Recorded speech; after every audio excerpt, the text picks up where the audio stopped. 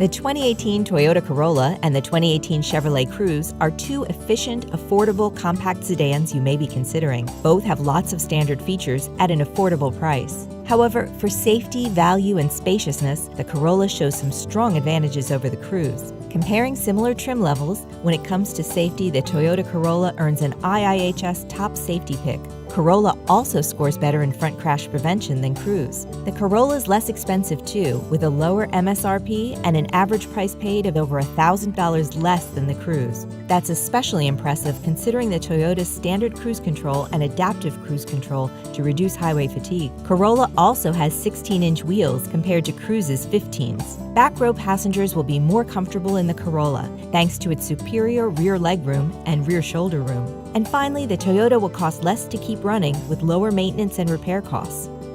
These are just some of the key advantages of the 2018 Toyota Corolla for you to consider. For more details, visit your local dealer.